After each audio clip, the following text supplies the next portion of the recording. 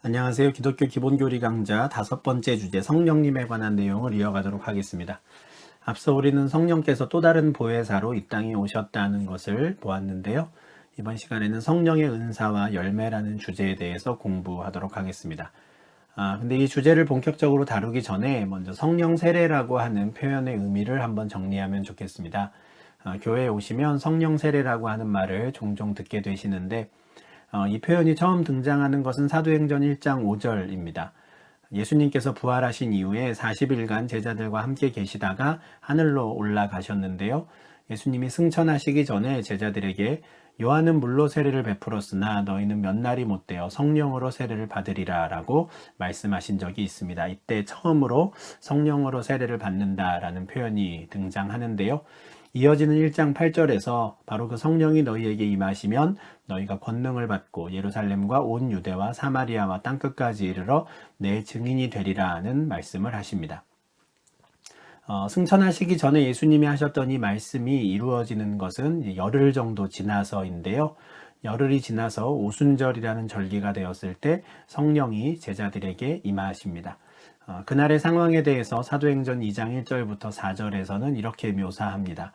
오순절 날이 이미 이름에 그들이 다 같이 한 곳에 모였더니 호련히 하늘로부터 급하고 강한 바람 같은 소리가 있어 그들이 앉은 온 집에 가득하며 마치 불의 혀처럼 갈라지는 것들이 그들에게 보여 각 사람 위에 하나씩 임하여 있더니 그들이 다 성령의 충만함을 받고 성령이 말하게 하심을 따라 다른 언어들로 말하기를 시작하니라 라는 설명입니다. 예수님께서 몇 날이 못되어 너희가 성령으로 세례를 받으리라 라고 하셨는데 그 날이 오순절 날이었고요. 그때 아주 극적인 상황이 벌어지는 것이죠. 120명의 제자들이 함께 모여서 기도하고 있었는데 갑자기 그들의 귀에 급하고 강한 바람 같은 소리가 들리는 겁니다. 그리고 그들의 눈에는 불의 혀처럼 갈라지는 것들이 보였고요. 또 제자들이 한 사람 한 사람 성령이 말하게 하심을 따라 다른 언어들로 말하기를 시작하는 일이 벌어집니다. 아주 놀라운 경험이었을 텐데요. 앞서 1장 5절에서 예수님이 하셨던 너희가 몇 날이 못되어 성령으로 세례를 받으리라 라고 하였던 이때 그 성령 세례를 사도행전 2장 1절부터 4절까지의 이 사건으로 이해하시는 분들이 있습니다. 다시 말하면 성령으로 세례를 받는다라는 것은 이처럼 특별한 경험을 하는 것이라고 생각하는 것이죠. 어떤 급하고 강한 바람 같은 소리를 듣든지 아니면 특별한 것들을 보든지 또는 다른 언어와 같은 방언을 말하든지 아니면 예언과 같은 성령의 또 다른 은사들을 하나라도 할 수 있게 되는 것, 그것이 바로 성령 세례 받은 것이라고 설명하는 분들이 있습니다. 그분들은 요한복음 3장 5절에서 예수님께서 니고데모에게 사람이 물과 성령으로 나지 아니하면 하나님의 나라에 들어갈 수 없느니라 라고 하신 말씀도 그런 맥락에서 설명합니다. 하나님 나라에 들어갈 수 있기 위해서는 두 단계를 거쳐야 한다는 것이죠. 첫 번째는 물 세례이고요. 두 번째는 성령 세례라는 겁니다. 물 세례는 잘 아시는 대로 예수를 구주로 고백하는 사람들이 삼위 하나님의 이름으로 받는 것입니다. 이 세례에 대해서는 나중에 따로 주제를 정하여서 우리가 배울 텐데요. 예수를 구주로 믿는 사람이라면 누구나 물 세례를 받을 수 있습니다. 그런데 그것으로 부족하다라는 것이죠. 물 세례를 받은 이후에 심지어 예수를 구주로 고백하더라도 성령 세례를 다시 받아야 한다는 겁니다. 성령 세례는 아까 말씀드린 대로 특별한 것을 보든지 듣든지 하는 특별한 체험을 하든지 아니면 방언이나 예언과 같은 성령의 은사를 하나라도 할 수 있게 되어야 그 사람은 하나님 나라에 들어갈 이제 준비를 한 것이다 라고 설명하는 분들이 있습니다. 그분들이 이제 성령 세례라는 것을 특별히 강조하여서 자주 이야기하시는 분들이기도 한데요. 저는 성령 세례에 대한 이러한 설명에 동의하지 않습니다. 다시 말하면 사도행전 1장 5절에서 예수님께서 너희가 몇 날이 못되어 성령으로 세례를 받으리라 라고 하신 그 말씀이 단지 사도행전 2장 1절부터 4절까지 있었던 그런 현상을 똑같이 경험하는 것, 그런 현상을 똑같이 체험하는 것으로 생각하지 않는 것이죠.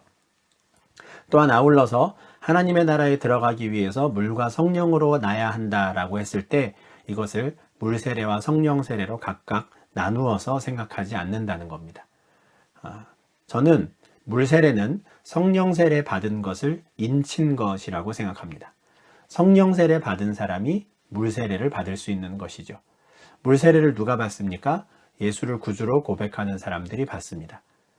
그렇다면 예수를 구주로 고백할 수 있는 사람은 누굽니까? 그 사람이 바로 성령 세례 받은 사람이다. 이것이 저의 생각이고 개혁파에서 말하는 성령 세례에 대한 개념입니다. 그 근거는 이렇습니다.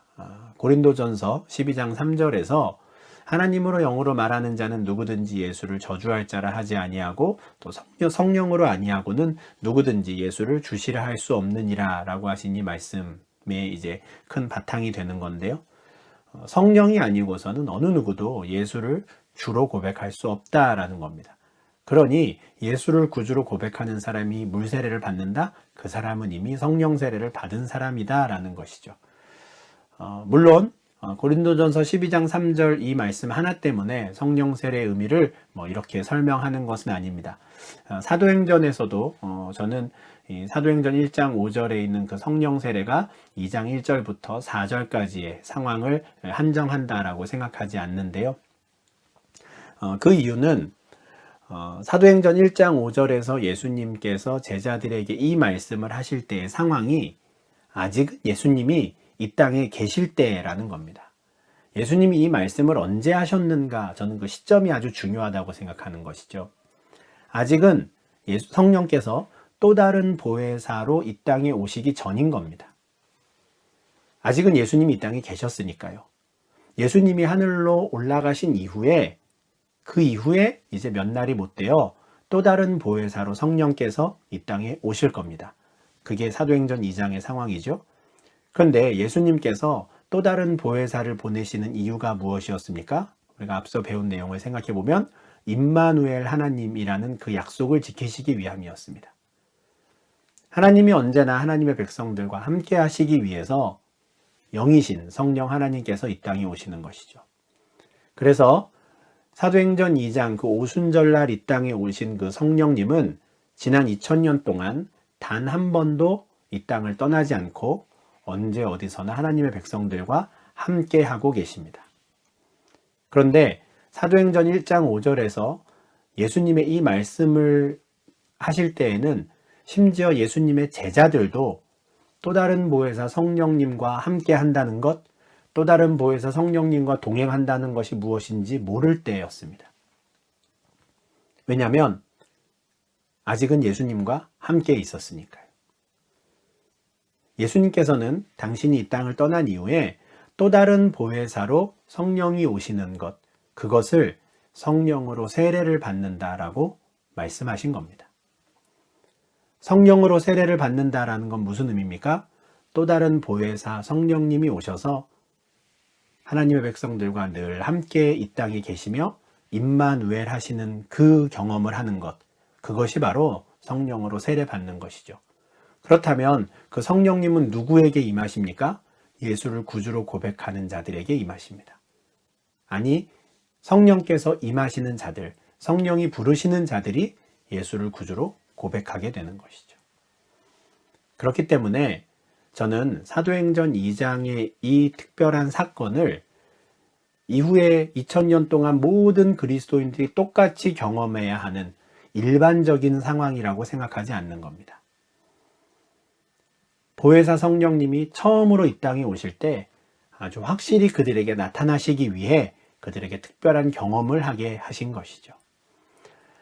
실제로 사도행전의 기록을 보면 세례라는 단어가요, 사도행전 2장 이후에 18번이나 사용이 되지만 단 한 번도 이 세례가 성령 세례라는 의미로 사용된 적은 단 한 번도 없습니다.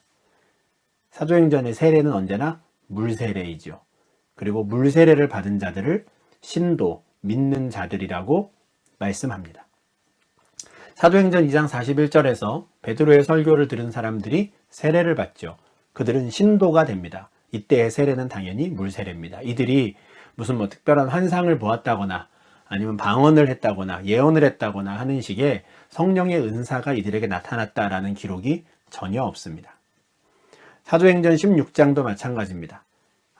처음으로 빌립보 성에 가서 유럽 사람 중에서 가장 먼저 공식적으로 세례를 받았던 루디아라고 하는 그 여인의 집에서도 루디아와 그의 집이 다 세례를 받았습니다.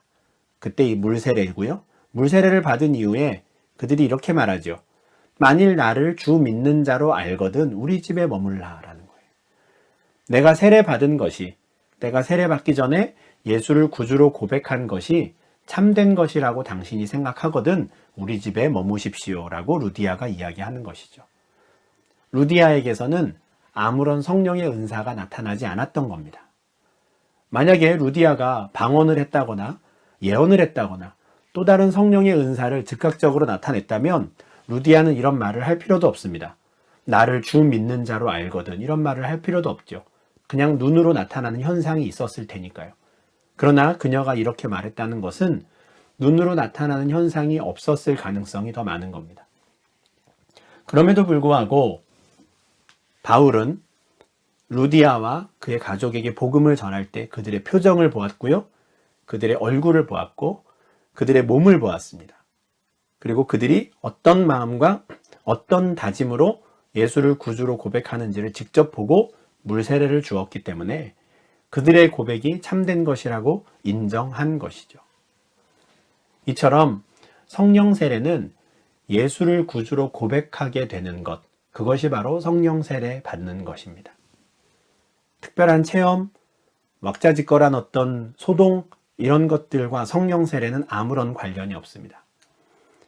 오순절에 성령이 임하셨던 그 사건은 또 다른 보혜사 성령님이 처음으로 이 땅에 오시면서 보혜사 성령이 이 땅에 오셨다는 것을 모든 사도들에게 단번에 확인시켜 주시기 위해서 그렇게 굉장한 경험을 하게 하신 것입니다. 그것을 모든 사람들에게 똑같이 적용할 수는 없는 것이죠. 그렇다면 오순절에 제자들이 했던 그런 경험들, 특별히 성령이 말하게 하심을 따라서 다른 언어들로 말하였던 것, 그런 것들은 무엇이라고 부르는가? 그것을 우리는 성령의 은사라고 부릅니다. 성령의 은사, 은사는요 선물이라는 뜻입니다. 은혜로 그냥 이렇게 주시는 것들이에요.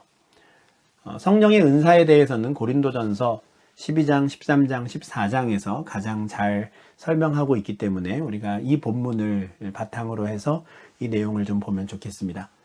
고린도전서 12장 4절부터 7절에서 은사는 여러 가지나 성령은 같고 직분은 여러 가지나 주는 같으며 또 사역은 여러 가지나 모든 것을 모든 사람 가운데서 이루시는 하나님은 같으니 각 사람에게 성령을 나타내심은 유익하게 하려 하심이라 라는 말씀이 있습니다.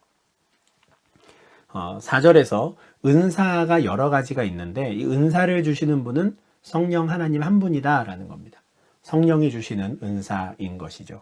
이것은 무엇과 같냐면 예수 그리스도가 머리가 되시는 그 교회에 다양한 직분들이 있는데 그 직분자들을 세우는 것이 머리이신 주님 한 분이 하시는 일인 것처럼 또 그 교회에 여러 은사를 주시는 것도 성령 하나님의 일이다 라는 말씀입니다. 한 분 하나님이 다양한 은사들, 다양한 직분들을 일으키신다는 건데요. 그렇게 하시는 이유가 무엇인가? 유익하게 하려 하심이다 라고 말합니다. 그런데 이때 각 사람에게 성령을 나타내심이라고 하는 표현이 있죠. 각 사람에게 성령을 나타내심은 유익하게 하려 하심이라인데 바로 이 성령을 나타내신다는 것, 이것이 바로 성령의 은사입니다. 앞서 성령 세례는 이런 왁자지껄한 성령의 은사가 반드시 나타날 필요가 없다라고 말씀드렸습니다. 정말 진심으로 예수를 구주로 고백할 수 있게 되었다. 그것은 성령 세례 받은 사람만이 가능한 일입니다. 그런데 때로는 그 사람이 정말 성령 세례 받은 사람이라는 것을 성령 하나님께서 드러내고 싶으실 때가 있어요. 나타내고 싶으실 때가 있는 거죠. 그때 주시는 것이 성령의 은사라는 겁니다. 앞서 사도행전 2장 4절에서도 성령 세례가 그들에게 있었다라는 것, 그들이 참된 하나님의 백성이다라는 것을 드러내시기 위해서 그들이 성령이 말하게 하심을 따라 각기 다른 언어들로 말하기 시작하는 거예요. 소위 말하는 방언을 하게 되는 건데요. 그런 은사들을 주시는 이유는 이 사람들이 정말 하나님을 믿는 사람이구나, 예수를 구주로 고백하는 사람이구나 라는 것을 사람들 앞에 드러내실 필요가 있기 때문에 그런 것이죠. 그들에게 유익하기 위해서 주신다는 겁니다. 그렇게 해서 나눠주시는 은사들이 여러 가지가 있습니다. 역시 고린도전서 12장에 있는 내용인데요. 이곳에는 총 9가지의 은사들이 이야기가 됩니다. 지혜의 말씀, 지식의 말씀, 믿음, 병고침, 능력, 행함, 예언, 영분별, 방언 통역, 이런 등등의 은사죠. 그렇다면 은사가 9가지밖에 없을까요? 그렇지 않을 겁니다. 더 많은 은사들이 있겠죠. 성령께서 은사를 나누어 주시고 싶은 만큼, 그죠? 어떤 방식으로 나타내시고 싶으신가에 따라서 다양한 은사들을 성도들에게 나누어 주실 수 있는 겁니다. 그것은 전적으로 성령 하나님께 달린 일이니까요. 그런데 지혜의 말씀, 지식의 말씀, 믿음, 병고침, 능력, 행함, 예언 등등의 이 은사들을 나누어 주시는 기준이 있었던 것이죠. 뭐였습니까? 각 사람에게 유익하도록 나누어 주십니다. 그냥 막 나누어 주신다는 게 아니에요. 그런데 그 사람에게 유익한가 안 한가는 누가 판단하십니까? 성령이 판단하시는 거죠. 그래서 이것을 성령의 은사라고 하는 겁니다. 누군가가 성령의 은사를 하나 받고 싶어서 나에겐 이게 좋을 것 같습니다, 저게 좋을 것 같습니다 한다고 해서 그것을 꼭 주시는 게 아니라는 말입니다. 성령 하나님이 보셨을 때 그 사람이 실제로 성령을 나타낼 필요가 있다면 그 사람에게 유익한 방법으로 나타내실 수 있도록 한 가지 은사 또는 두 가지 은사를 주시는 것이죠. 그 대표적인 예가 교회의 직분자들에 관한 내용으로 사도 바울은 이야기합니다. 하나님께서 교회 중에 여러 직분자들을 세우는데 그 직분자들을 은사에 따라서 세우신다라는 겁니다. 누군가는 사도로, 누군가는 선지자로, 누군가는 교사로, 누군가는 능력을 행하는 사람, 누군가는 병 고치는 사람, 누군가는 돕고 다스리고 방언을 말하는 사람 등등 여러 가지의 직분자들이 교회 안에 필요한데, 그렇기 때문에 교회 안에 다양한 은사들을 나누어 주시고 각각의 은사들을 사용해서 유익하게 사용하도록, 개인에게도 유익하고요, 무엇보다 교회에 유익하게 사용할 수 있도록 성령의 은사들을 나누어 주시고 직분자도 세우신다는 것이죠. 모든 사람들이 똑같은 하나의 직분을 갖지 않게 하시는 겁니다. 다 사도겠느냐, 다 선지자겠느냐, 이 말은 다른 어떤 은사가 더 좋아 보인다고 해서 나도 그거 달라고, 나도 저거 달라고 그래봤자 소용이 없다, 이 말입니다. 왜 그렇습니까? 성령께서 모든 공동체에 유익하도록 각자 필요한 은사들을 나누어 주시는 것이기 때문에 그렇습니다. 달리 말하면 어디까지나 이 성령의 은사는 주시는 분이 주시면 받는 것이고요, 주시지 않으면 그냥 그것으로 끝입니다. 그리고 나에게 은사가 없다고 해서 무슨 문제가 생기는 게 아니에요. 성령의 은사가 없으니 성령 세례 받지 않은 게 아니라는 말입니다. 나는 이미 예수를 구주로 고백하게 되었고요, 하나님의 아들이 되었습니다. 성령 세례를 받은 것이죠. 성령 세례를 받고 예수를 구주로 고백하여 신앙생활을 하다가 하나님께서 나를 어떤 직분자로 세우시거나 교회에서 어떤 일을 맡기실 때, 또는 내 삶 속에서 성령을 나타내실 일이 있을 때, 그때 성령 하나님은 은사를 주시는 것이죠. 이것이 바로 성령의 은사입니다. 특별한 선물로 우리가 받게 되는데요. 근데 고린도전서 12장 31절에서 바울은 고린도 성도들에게 너희는 더욱 큰 은사를 사모하라 라고 도전합니다. 내가 또한 가장 좋은 길을 너희에게 보이리라, 이렇게 말하죠. 더욱 큰 은사, 이러다 보니까 뭔가 이렇게 은사에 서열이 있는 것처럼 보이는데 그런 의미는 아닙니다. 교회에 더 유익한 은사를 사모하라, 이런 말이에요. 이건 이어지는 말씀을 보면 분명한데요. 지금 제가 드리고 싶은 말씀은 제목 그대로 성령의 은사 사용법에 대한 겁니다. 좀 이렇게 이름을 붙이는 게 조금 이상할 수도 있지만 앞서 말씀드린 대로 성령께서 이미 성령 세례 받은 자들에게 필요하실 때 은사를 나눠주십니다. 각 사람에게 또는 교회에 유익하도록 은사를 나눠주실 텐데, 그러면 우리가 그 은사를 받는다면 그 은사를 어떻게 써야 하는가, 그 방법을 알려드려야 할 것 같아서 이 말씀을 드리는데요. 고린도전서 12장 31절이 끝나고 바로 13장 1절에서 사랑에 관한 이야기가 시작됩니다. 유명한 말씀이죠. 내가 사람의 방언과 천사의 말을 할지라도 사랑이 없으면 소리나는 구리와 울리는 꽹과리가 되고 하는 내용입니다. 사랑이 제일이다 라는 내용이 고린도전서 13장에 쭉 나오는데요. 앞서 12장 31절에서 너희는 더욱 큰 은사를 사모하라 라고 한 다음에 13장에서 사랑에 대해서 이야기를 하다 보니까 사랑이 가장 큰 은사이구나 라고 생각할 수 있습니다. 그렇지만 바울이 말하는 더욱 큰 은사는 사랑이 아닙니다. 바울이 말해주고 싶은 더욱 큰 은사는 14장에서 말하는 예언이라는 은사입니다. 너희는 특별히 예언을 하려고 하라 라고 14장 1절에서 말해요. 왜냐하면 이 예언이 바울이 생각할 때 교회에 더욱더 유익이 되는 예언이기 때문에 그렇습니다. 이 부분에 대해서는 이후에 시간이 나실 때 고린도전서 14장을 한번 읽어보시면 좋겠는데, 바울은 특별히 방언과 예언을 비교합니다. 방언은 사람에게 하는 것이 아니라 하나님께 하는 것이고, 그리고 이것은 개인에게 좋은 것이다 라고 말해요. 그러나 예언은 다르죠. 예언은 사람에게 하는 것이고 이것은 교회 공동체에게 유익이 되는 은사이기 때문에 방언보다는 예언을 더 하려고 사모해라 라는 권면을 하는 겁니다. 고린도전서 12장 31절에 말하는 더욱 큰 은사, 교회에 더 유익이 되는 은사는 예언이다 라는 것을 이야기하는데, 중간에 13장에서 사랑에 대해서 이야기를 하는 겁니다. 그 이유가 있죠. 12장 31절에서 가장 좋은 길을 너희에게 보이리라. 가장 좋은 방법, 은사를 사용하는 가장 좋은 방법을 보여줄 텐데 그것이 바로 사랑이다 라고 13장에서 이야기를 하는 겁니다.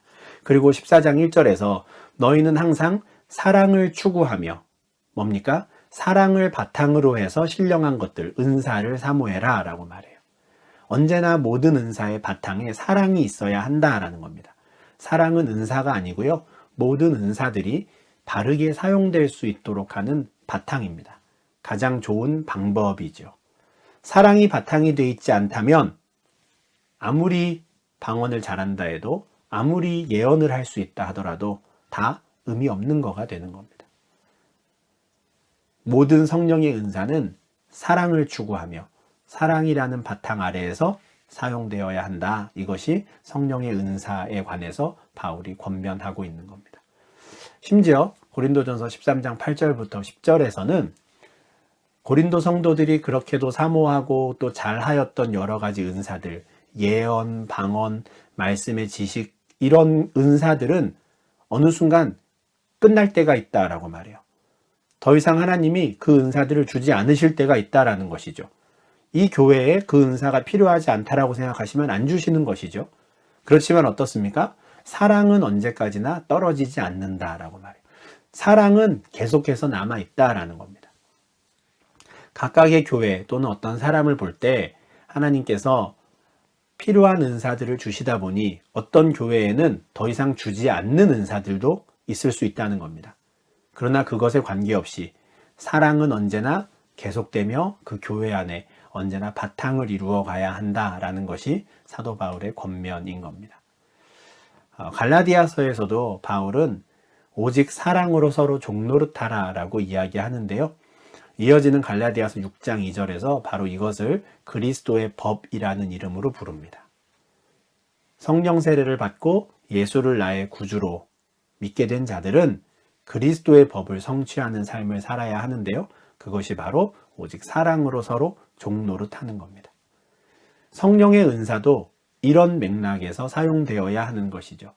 성령의 은사는 누군가가 거듭난 사람인가 아닌가, 참된 그리스도인인가 아닌가를 구별하기 위한 도구가 아닙니다. 그건 성령의 은사의 목적에 맞지 않아요. 성령의 은사는 그 사람이 구원받았나 안 받았나를 확인하는 테스트용 도구가 아니라 그 사람과 그 교회에 유익이 되기 위해서 선물로 주시는 겁니다. 그 선물을 받은 사람은 어떻게 해야 되는 겁니까? 그리스도의 법을 성취하기 위해 언제나 사랑의 마음으로 그 은사를 사용하여서 공동체를 섬기는 것이죠. 그것이 바로 성령의 은사를 성령께서 각 사람에게 나누어 주시는 이유이기도 합니다. 사도행전에 나오는, 그리고 성경에 나오는 모든 성령의 은사들의 목적은 이와 같습니다. 그들에게 유익이 되기 위해서 주시는 것이지 그들이 거듭난 자임을 확인받기 위해서, 또는 그 사람들이 반드시 그러해야만 구원받은 자이기 때문에 주시는 것이 아닌 것이죠. 이어지는 갈라디아서 5장 16절부터 18절에서 바울은 너희는 성령을 따라 행하라 라고 말합니다. 그래야 그들이 과거와 같이 육체의 소욕을 따르지 않기 때문입니다. 육체와 성령은 서로 대적한다 라고 말해요. 예전에는 성령 세례를 받기 전에, 다시 말해서 거듭나기 전에는 우리는 육체에 속한 자들이었습니다. 죄의 종이었죠. 그러나 성령 세례 받고 예수를 구주로 고백하게 된 이후에 이제 우리는 성령 하나님과 동행하며 이 땅을 살아가게 됩니다. 근데 여전히 우리가 아직은 타락한 육체를 여전히 가지고 있기 때문에 이 육체의 소욕이 여전히 남아 있습니다. 그때 거듭난 자들, 성령 세례 받은 자들은 끊임없이 성령을 따라 행하기 위해 노력해야 하는데요. 늘 날마다 성령을 따라 살아가는 삶, 그 삶을 바로 우리는 성령 충만한 삶이라고 말합니다. 성령 충만한 자들은 육체의 소욕을 따르지 않고 성령을 따라 살아가는 것이죠. 창세기 4장 7절에서 하나님께서 그의 동생 아벨을 죽인 가인에게 이렇게 말씀하신 적이 있습니다. 내가 선을 행하면 어찌 낯을 들지 못하겠느냐? 선을 행하지 아니하면 죄가 문에 엎드려 있느니라. 죄가 너를 원하나 너는 죄를 다스릴지니라. 가인이 아벨을 죽인 것은 죄가 그를 다스리도록 놔뒀기 때문입니다. 죄에게 진 것이죠. 너는 죄를 다스렸어야 했는데 죄가 너를 집어삼켰다라는 말입니다. 사실 아담의 범죄 이후에 하나님과 관계가 끊어진 인간은 언제나 죄에게 집어삼켜질 수밖에 없습니다. 하나님과 관계가 끊어졌기 때문에 죄를 이기는 것, 죄를 다스리는 것이 무엇인지 모르는 겁니다. 그런데 성령 충만한 사람은, 이제는 거듭난 사람은 이제 다시 죄를 다스릴 수 있게 되었습니다. 에덴 동산 안에 들어가 살게 된 것이기 때문에 그렇죠. 그러니 성령 충만한 사람은 이제는 아담과 하와가 그러했던 것처럼 사탄의 말에 귀를 기울여서 하나님의 말씀을 어기는 삶이 아니라 성령 하나님을 쫓아서 하나님의 말씀을 따라 이 땅을 살아가는 것이죠. 그것이 바로 성령 충만입니다. 그렇다면 내 딴에는 열심히 성령을 따라 산다고 하는데 정말 내가 성령을 따라 살고 있는 것인지 아닌지 우리가 어떻게 확인할 수 있을까요? 그런 것들을 점검할 수 있어야 우리는 내가 만약에 성령을 따르지 않는다면 성령을 따르는 성령 충만한 삶을 살도록 노력할 수 있을 텐데 무엇으로 우리가 점검할 수 있을까? 성경에서는 바로 열매를 통해서 그것을 점검할 수 있다라고 말합니다. 과거에 우리가 죄의 종이었을 때 우리는 의와는 아무 상관없는, 하나님 보실 때 선한 것이라고는 하나도 없는 상태로 살았었어요. 그때 우리가 맺었던 열매는 무엇입니까? 우리를 부끄럽게 하는 열매밖에 없었습니다. 그리고 그 열매, 부끄럽게 하는 그 열매를 열심히 맺다 보면 결국에는 죽게 되는 것이죠. 죄값을 치르는 삶이었습니다. 그런데 이제는 성령 세례를 받고 죄로부터 해방되었습니다. 이제 우리는 하나님께, 성령께 매인 자가 되는 것이죠. 그러면 그때부터는 성령을 따라 살면서 거룩함에 이르는 열매들을 맺어가게 됩니다. 그렇게 거룩함에 이르는 열매를 열심히 맺다 보면 마지막에 사망이 아니라 영생에 이르게 되는 것이죠. 이때 거룩함에 이르는 열매는 내가 성령 충만한 삶을 살고 있다는, 날마다 성령을 따라 행하고 있다는 증거가 되는 겁니다. 아, 이런 열매들이 맺히는 걸 보니 내가 지금 잘 가고 있구나. 이런 열매를 맺히는 걸 보니 내가 은사를 잘 사용하고 있구나 하는 것들을 확인할 수 있게 되는 것이죠. 그렇게 좋은 열매들을 맺어가다 보면 결국에 영생에 이를 것이다. 힘내서 계속해서 성령을 따라 살아가자라는 것이 바울의 권면입니다. 사실 이 열매에 대해서는요, 복음서에서도 아주 중요하게 다뤄지는 주제입니다. 세례 요한이 사람들에게 이런 내용을 선포하였습니다. 회개에 합당한 열매를 맺고 속으로 아브라함이 우리 조상이라 말하지 말라. 너희가 말로만 또는 속으로만 나는 아브라함의 조상이다 라고 말한다고 해서 진짜 그런 게 아니다 라는 거예요. 너희가 실제로 어떤 삶의 열매를 맺는지 그걸 보자 라는 이야기입니다. 예수님도 마태복음 7장 18절부터 20절에서 이런 말씀을 하셨죠. 좋은 나무가 나쁜 열매를 맺을 수 없고 못된 나무가 아름다운 열매를 맺을 수 없느니라. 아름다운 열매를 맺지 아니하는 나무마다 찍혀 불에 던져지니라. 이러므로 그들의 열매로 그들을 알리라. 내가 좋은 나무인지 못된 나무인지 열매로 안다라는 것인데요. 내가 육체를 따라 사는 사람인지 성령을 따라 사는 사람인지 그것은 열매로 확인할 수 있다라는 겁니다. 실제로 갈라디아서에는 성령을 따르는 사람들이 맺는 9가지 열매가 나옵니다. 앞서 성령의 은사도 9가지였는데요. 그죠? 성령의 열매도 9가지가 나옵니다. 사랑과 희락과 화평과 오래 참음이라고 되어 있는데 인내죠. 자비와 양선과 충성과 온유와 절제입니다. 근데 갈라디아서 5장 22절과 23절에서 이 성령의 9가지 열매가 쭉 나열된 다음에 마지막에 이런 말씀이 있습니다. 이 같은 것을 금지할 법이 없느니라. 저는 이 말씀이 참 중요하다고 생각하는데요. 사랑부터 절제까지의 이 9가지의 열매를 맺는 것을 막을 다른 법이 없다라는 거예요. 거듭난 사람들, 성령 세례를 받고 예수를 구주로 고백한 사람들에게서는 이 열매들이 당연히 나타난다라는 의미입니다. 한편으로는 무섭기도 하고요. 또 한편으로는 참 힘이 되는 말씀이기도 한데요. 날마다 내가 성령을 쫓아 살아가고 있는가? 성령 충만한 삶을 살고 있는가? 또 다른 보혜사로 이 땅에 오신 그 성령님과 내가 날마다 동행하고 있는가 하는 그 확인은 나에게 사랑의 열매가 있는가? 기쁨, 희락의 열매가 있는가? 화평의 열매가 있는가? 인내, 자비, 또는 양선은 선을 베푸는 겁니다. 내가 선한 일을 하는가? 충성과 온유와 또 절제 등과 같은 이런 열매들이 나에게서 맺어지는가를 확인하는 것을 통해 알 수 있다라는 겁니다. 만약에 나에게 이런 열매들이 없으면 어떻게 합니까? 얼른 돌이켜야죠. 얼른 돌이켜서 다시 육체를 쫓아가던 그 옛 습관을 버리고 성령을 따라가는 삶을 살아야 하는 겁니다. 성령의 은사와 성령의 열매라고 하는 주제로 두 번째 성령님에 관한 강의를 했는데요. 사실 교회에서 많은 이야기를 오히려 듣게 되는 부분은 성령의 은사와 관련된 이야기들일 겁니다. 많은 분들이 여기에 관심이 있죠. 나도 방언을 할 수 있으면 좋겠다. 나도 예언을 할 수 있으면 좋겠다. 등등 여러 가지 은사를 탐내는 분들이 많습니다. 좋은 겁니다. 바울도 은사를 사모하라라고 했잖아요. 하나님께서 나에게 은사를 주셔서 나의 직분을 잘 감당할 수 있도록 또 하나님이 은사를 주셔서 내가 교회에 또 유익이 되는 사람이 되기를 또 나의 신앙생활에 힘이 될 수 있도록 성령께서 그렇게 나타내 주시기를 우리는 기도해야 합니다.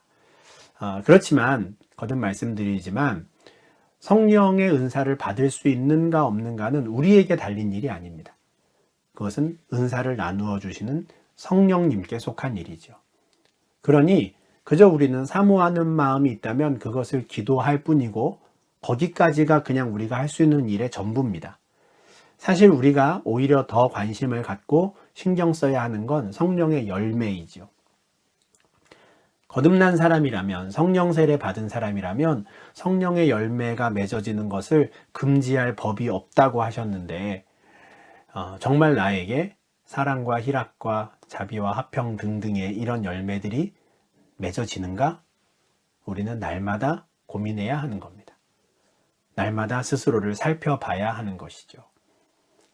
성령의 열매가 나타난다면 그것이야말로 내가 성령 세례 받은 사람이구나 라고 하는 확실한 증거가 되기 때문입니다. 그렇게 거룩함에 이르는 성령의 열매들을 하나하나 맺어가다 보면 그 마지막 영생이라고 하는 선물을 받게 되는 것이죠. 이렇게 해서 성령에 관한 이야기를 마무리하면 좋겠습니다.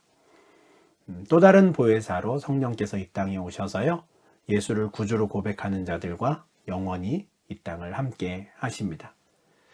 오순절에 이 땅에 오신 성령님은 단 한 번도 이 땅을 떠나신 적이 없고요. 오늘도 하나님의 백성들과 함께 하시며 성령의 귀한 열매들을 맺어가게 하십니다. 하나님께서 뜻하신 바가 있어서 우리에게 각 사람에게 성령을 나타내신다면 그것은 우리가 감사로 받고요. 사랑의 마음으로 우리에게 주신 성령의 은사들을 잘 사용할 수 있어야 할 겁니다. 그래야 성령의 은사를 받은 그 목적대로 나와 우리 교회 공동체에 유익이 되는 그런 성도가 될 수 있기 때문이죠. 성령에 관해서도 참 많은 이야기들을 또 우리가 할 수 있겠지만 이 정도로 정리를 하고요. 이제 6번째 강의에서는 지금까지 배웠던 삼위 하나님의 사역 그리고 인간의 현재 상황 이것을 종합하여서 인간의 구원 문제를 한번 좀 압축해서 좀 정리하면 좋겠습니다. 그래서 먼저 인간의 구원론에 대해서 한번 정리를 하고요. 두 번째 영상에서는 그렇게 구원받은 사람들이 교회라는 이름으로 함께 모이게 되는데요. 그렇다면 교회는 무엇인지에 대해서 우리가 계속해서 공부를 이어가도록 하겠습니다. 감사합니다.